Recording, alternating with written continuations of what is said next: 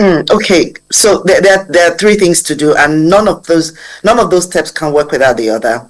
So the first thing is to ensure that we're reducing the quantity of plastics that we use in our environment, and I'll come to tell you how we can make that happen. The second thing is also ensuring that we have an efficient collection process that helps individuals, organizations to have the right behavior when it comes to plastic, which means that they must learn to reduce, they must learn to recycle, and they must learn to reuse plastics. So we must create systems that support that.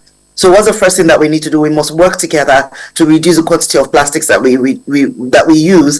The second thing that we must do to ensure that this happens is to ensure that we're increasing the framework or the environment to increase recycling. That is something that we must really do. We must increase recycling, because what happens then is that when I use plastic, I'm able to take it back, recycle it, and reuse it in my production. And then we must learn to reuse plastics in our homes or in our environments or wherever we're using those plastics. For instance, there are plastics that you use it for another use, you upcycle it, or you recycle it, you use them for other things. So these are three things that must happen. And why do I say that we can find a way to reduce the quantity of plastic that we use in the environment? One way of doing this is to ensure that we're actually recycling more.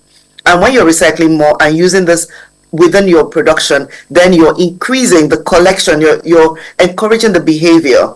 Now, I'll tell you a journey that Nestle has come to. For instance, the Nestle Pure Life water bottle now includes 50% recycled plastic. That means that we've collected back from the environment all the plastics that we've used, the same quantity of plastic that we've used, and we're using it in our bottles over again. So if we do not have those three areas working together efficiently, then we're not going to be able to reduce the plastic waste pollution that we see that is a problem within the environment.